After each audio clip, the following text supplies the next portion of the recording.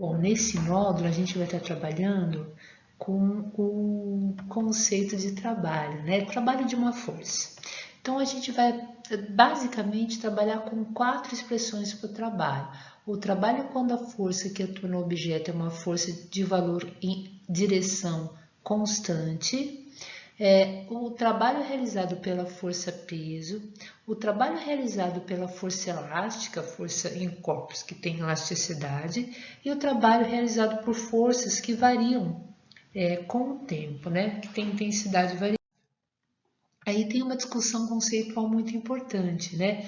No dia a dia, quando a gente falar a palavra trabalho, está sempre realizada uma tarefa que vai ser realizada, né? Então você pode, por exemplo, vou fazer um trabalho como limpar uma casa ou ler um livro, né? Então é uma tarefa que você está realizando. Agora, do ponto de vista físico, a palavra trabalho está sempre associada à aplicação de uma força a um objeto e essa força tem que ter uma relação com o movimento, com o deslocamento que esse objeto está realizando. Então, nessa imagem aqui, a gente tem uma pessoa aplicando uma força, puxando esse objeto verde para a direita, mas existe a força de atrito que está tentando se opor ao movimento do objeto. O conceito físico, então, é muito importante, né? Então, trabalho é uma medida da energia que está sendo transferida ou transformada através de uma força que interfere no deslocamento do corpo, quer seja para a realização do deslocamento, quer seja para dificultar esse deslocamento. Então, toda vez que ocorrer transferência de energia para um objeto a partir de uma força, existe o conceito de trabalho envolvido. E é muito importante que o trabalho não é uma grandeza vetorial que tem direção e sentido. O trabalho é uma grandeza escalar, ou seja, ela é definida por um número e uma unidade de medida, né? Bom, a gente vai ver aqui 4 tipos de trabalho. Trabalho realizado pela força constante, o trabalho realizado pela força peso, o trabalho realizado por uma força que tem intensidade variável e o trabalho realizado pela força elástica. Trabalho realizado pela força constante. Então, a primeira coisa, eu estou vendo aqui uma pessoa aplicando uma força F nesse objeto que está sendo arrastado ao longo dessa superfície horizontal. Existe uma inclinação entre a força e a direção do deslocamento. Essa outra figura dá mais clareza disso, né? Então, eu tenho a força roxinha, que está aqui, né? Ela tem 2 componentes. Uma componente paralela ao deslocamento, o corpo está se movimentando para a direita. Essa componente paralela ao deslocamento a gente chama da componente Fx. E a componente perpendicular à força F, ou melhor, perpendicular à componente x, perpendicular ao deslocamento, a gente chama de componente Fy, né? O trabalho, quando ele é realizado por uma força de intensidade constante, a única componente da força responsável pelo deslocamento é a componente paralela ao deslocamento, ou seja, é a componente Fx. A componente Fy, ela ajuda a normal a anular o peso, então ela não interfere no movimento do objeto. Então, a força responsável pelo movimento é a componente Fx, que nós chamamos de F cosseno de θ, né?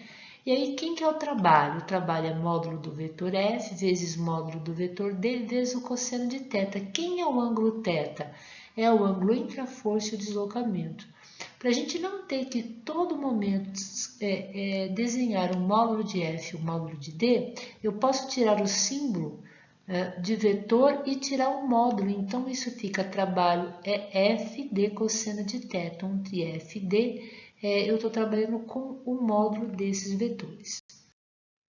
Agora a gente vai ver algumas informações importantes e fixar essa expressão do trabalho realizado pela força constante. Então, o trabalho dessa força que nós chamamos de força F, ele é dado pelo produto da força aplicada ao objeto.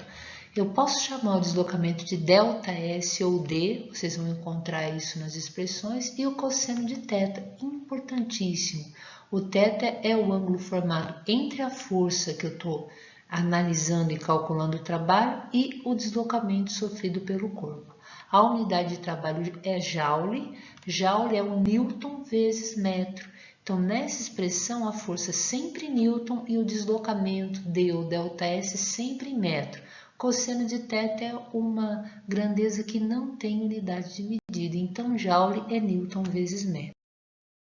Bom, o que é trabalho motor e trabalho resistente, né? Trabalho motor é aquele em que a força aplicada ao objeto ajuda o movimento desse objeto. Isso vai ocorrer quando o ângulo θ for um ângulo entre 0 e 90 graus. Muitas vezes trabalho, além da letra tal, pode ser representado pela letra W. Então, o trabalho da força F é F vezes o deslocamento ΔX vezes o cosseno de θ, onde esse ângulo θ, quando o trabalho for motor, representando que a força ajuda o movimento do corpo, ele é um ângulo maior ou igual a 0 graus e menor do que 90 graus. Né? Um trabalho resistente é quando a força aplicada ela tem uma componente Fx que é contra o movimento do objeto. Então, esse ângulo θ entre a força e o vetor de deslocamento, ele é um ângulo que está entre 90 e 180 graus, ou seja, θ é maior que 90, não é igual a 90, é maior e menor ou igual a 180. Bom, um exemplo, né? Calcule o trabalho da força constante F de intensidade 10 newtons num deslocamento de 10 metros, em vários casos indicados abaixo. Então, primeiro caso, eu tenho a força F, o deslocamento de 2 metros e o ângulo de 60 graus entre a força e o deslocamento. A gente sabe que cosseno de 60 vale meio. Então, o trabalho vai ficar F vezes D vezes cosseno de 60, a força F 10, o deslocamento 2, cosseno de 60 meio. 10 vezes 2, 20, 20 vezes meio, 10 joules. Né? Então, tranquilo, é um trabalho motor positivo, né? Porque a força tem uma componente a favor do deslocamento. Na letra B, a força F tem a mesma direção e sentido que o deslocamento, então a força e o deslocamento formam entre si um ângulo de 0 graus. Aí nós vamos ter que trabalhar F vezes D vezes cosseno de 0. Como o cosseno de 0 vale 1, o trabalho fica 10 vezes 2 vezes 1, que é igual a 20 joules. Um trabalho motor também, porque a força está sendo a favor do deslocamento. Aqui nós temos o ângulo entre a força e o deslocamento igual a 180 graus e cosseno de 180 é menos 1.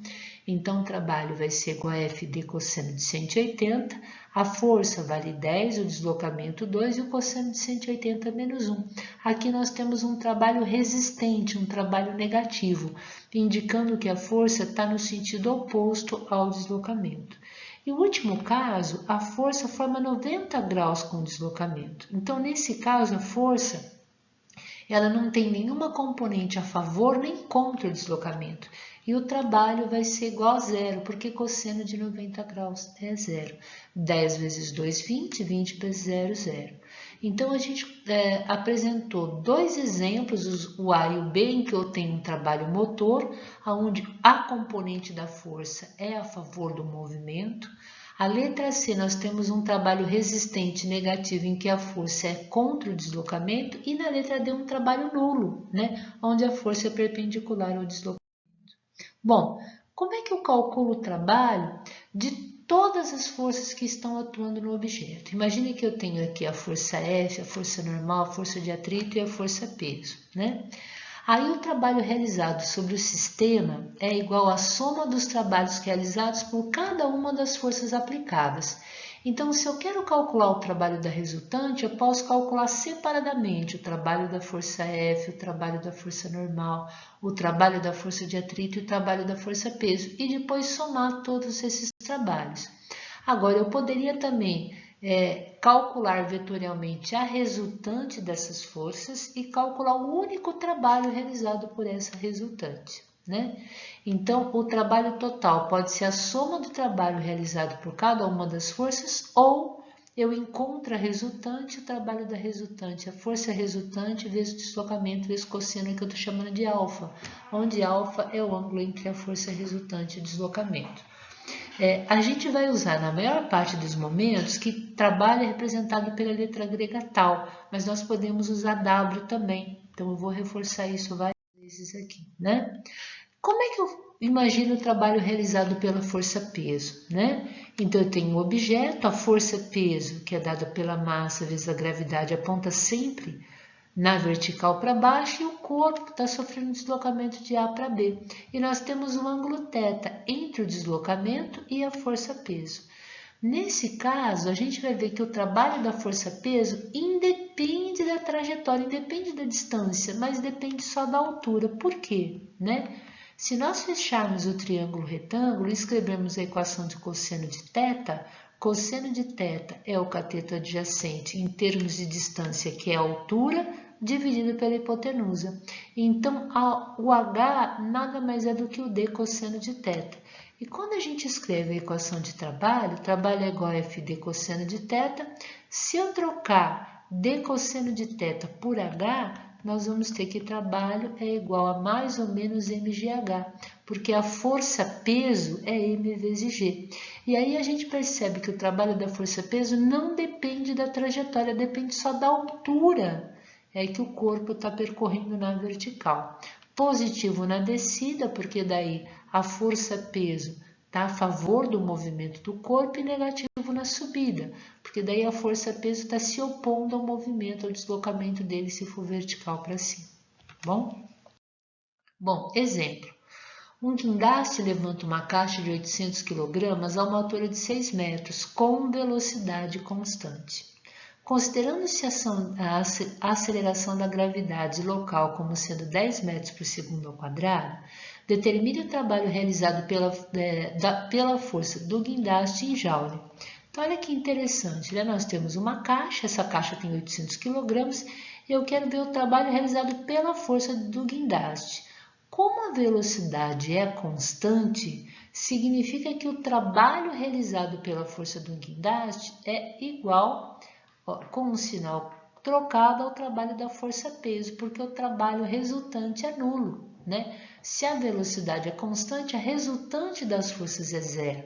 Então, o trabalho resultante é zero, ou seja, o trabalho realizado pela força do guindaste, já que a força do guindaste movimenta no sentido do movimento está sendo erguido, é o oposto do trabalho da força-peso. Ou seja, o trabalho da força do guindaste é menos mgh, porque o trabalho da força-peso é negativa, né? O corpo está subindo e a força-peso está apontando no sentido contrário. Ou seja, se eu tenho menos vezes menos dá mais, a massa é 800, a gravidade 10 e a altura ele está subindo até uma altura de 6 metros. O trabalho da força do guindaste é 48.000 joules. Bom, como é que eu vejo o trabalho realizado pela força variável, né? Então, a gente começa analisando o gráfico da força em função do deslocamento de uma força constante.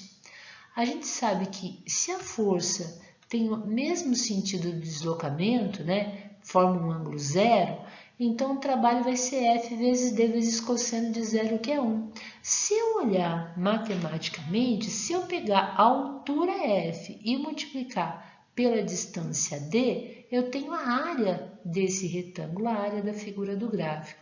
Então, quando a gente tem o gráfico da força em função do deslocamento, além de eu poder usar que trabalho é FD cosseno de θ, eu também posso falar que o trabalho é a área da figura do gráfico.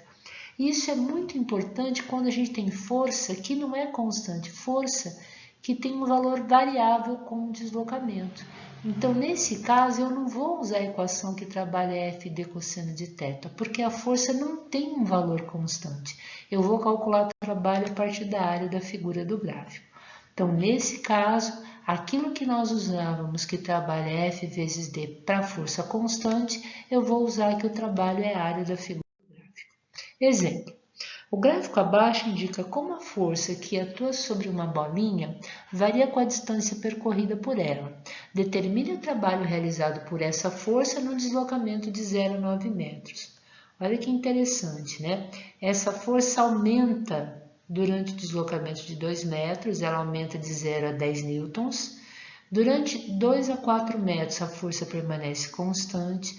Depois, de 4 a 7 metros, a força diminui, chega a zero e passa a ser contra o movimento, porque ela passa a ser uma força negativa, né? O trabalho nesse caso, pelo fato da força estar variando com o deslocamento, trabalha a área da figura do gráfico.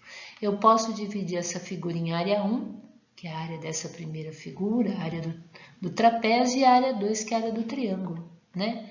A área 1, se é um trapézio, então é base maior mais base menor. As bases são os lados paralelos, né? Então seria base maior, que eu estou chamando de besão, base menor, que é esse lado paralelo menor, vezes a altura é a distância que liga as duas bases, tudo isso dividido por 2. A base maior, de 0 a 7, mede 7. A base menor, que é esse comprimento paralelo menor de 2 a 4, a base menor mede 2. A altura é essa reta que liga as duas bases, que corresponde a 10 dividido por 2. 7 mais 2, 9. 9 vezes 10, 90. 90 dividido por 2, 45 joules. Agora vamos calcular a área da segunda figura, que é a área de um triângulo. A área do triângulo é base vezes a altura dividido por 2. A base de 7 a 9, a base mede 2. A altura, eu olho na vertical, ela vale menos 4, eu tenho que colocar o sinal negativo, né? Apesar de não existir a área negativa, na realidade é o valor da área que me dá o valor do trabalho, né? Dividido por 2, isso vai ser igual a menos 4. Ou seja, como o trabalho é a área total, área 1 mais área 2, trabalho vai ser igual a 45 menos 4, trabalho é igual a 41 joules. Bom, e se eu tiver uma força que é a força de corpos que tem elasticidade, né? Se eu aplicar uma força num objeto e depois que essa força cessar e voltar à configuração original, eu falo que esse corpo é um corpo que tem elasticidade. Eu estou imaginando uma mola que tem essa propriedade e vou pensar na lei de Hooke. Então, se eu aplicar uma força F, a força elástica, ela sempre é uma força restauradora, no sentido que quer fazer o corpo voltar à posição original. Então, se eu deslocar esse corpo de uma distância x, qual é o trabalho realizado por essa força elástica, né?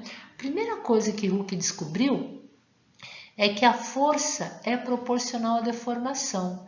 Então, se eu aplicar uma força F e a mola sofreu uma deformação, a deformação é o pedacinho que ela aumentou o tamanho.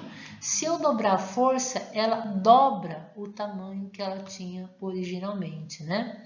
Então, para deformações elásticas, né, essa deformação X, que é esse pedacinho que a mola aumentou, é proporcional à força para realizar a deformação, ou seja, essa é a lei de Hooke, né? O módulo da força elástica é proporcional à deformação e SK é chamado de constante de proporcionalidade. No sistema internacional, a força em Newton, a deformação sempre em metros e a constante, então, tem a unidade de Newton por metro. É importante a gente observar que no slide anterior a gente trabalhou com a lei de Hooke para ver a relação entre a força elástica e a deformação sofrida por uma mola. Quando eu vou analisar o gráfico da força em relação a essa deformação sofrida pela mola, conforme a deformação vai aumentando, é porque a força elástica sobre a mola aumenta também, ou seja, a força elástica dada por Kx ou K delta X é uma força de intensidade variável, ela depende da deformação da mola. Nesse caso, no caso da força ser uma força variável, como é que eu calculo o trabalho? A área da figura do gráfico. Que área que é essa?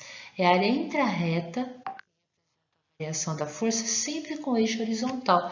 Nesse caso, nós temos a área de um triângulo, né? Onde a base é x, é uma deformação qualquer x, a altura vai ser o kx, tudo isso dividido por 2, ou seja, no caso do trabalho da força elástica, ele vai ser kx ao quadrado sobre 2, onde k é a constante da mola, a constante elástica da mola, e o x é a deformação, é o pedacinho que a mola foi esticada, foi comprimida. Não podemos esquecer que a unidade de k é Newton por metro e x, a unidade de x é. Bom, exemplo.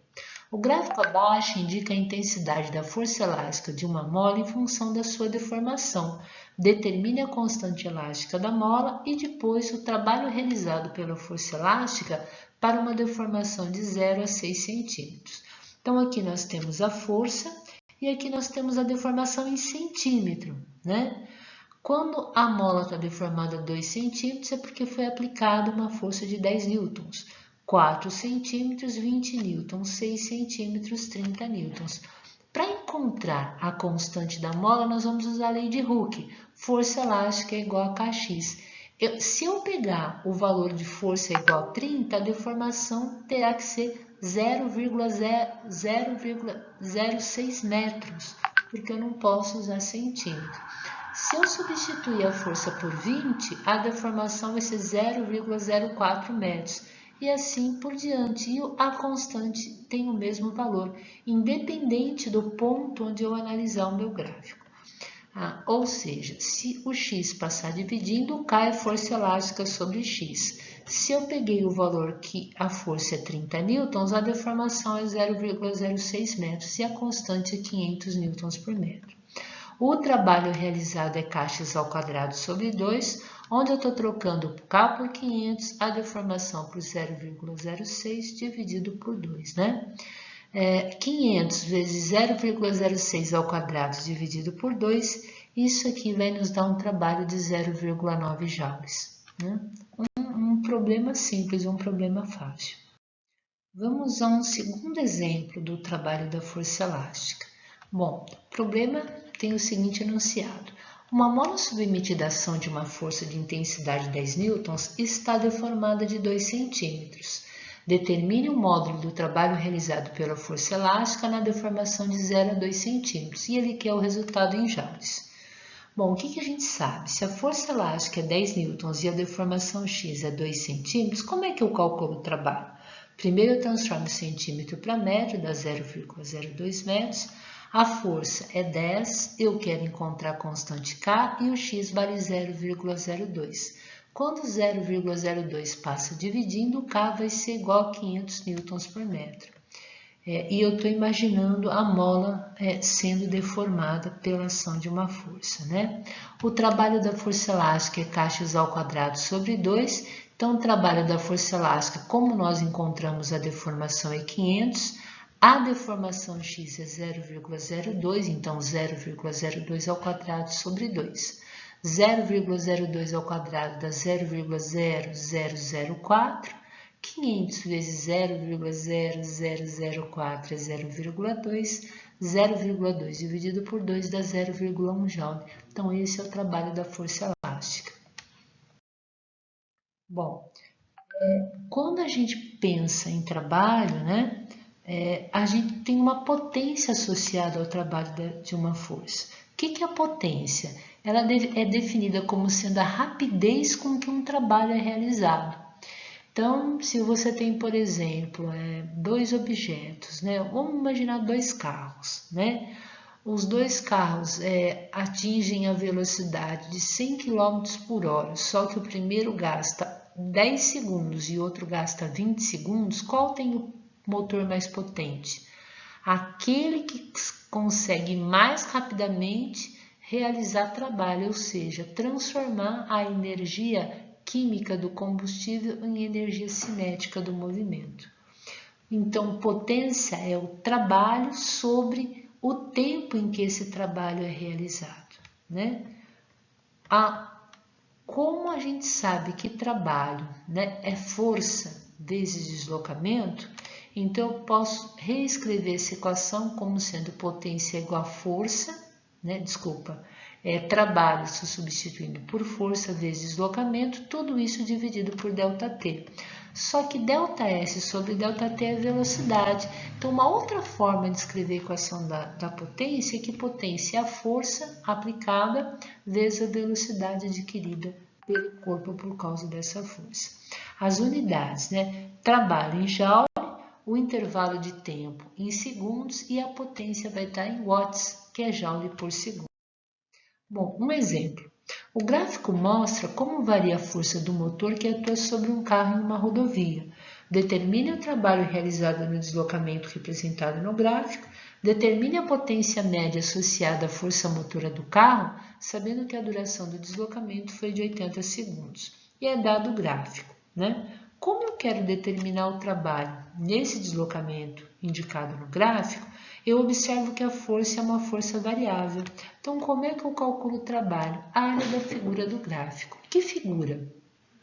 A figura que liga a reta que representa a força sempre ligada com o eixo horizontal. Então, essa figura novamente é um trapézio, né? A área do trapézio é a base maior, que eu estou representando por Bzão, lado paralelo maior, mais a base menor, que é o lado paralelo menor, vezes a altura dividido por 2. A base maior é 300, estou substituindo o Bzão por 300.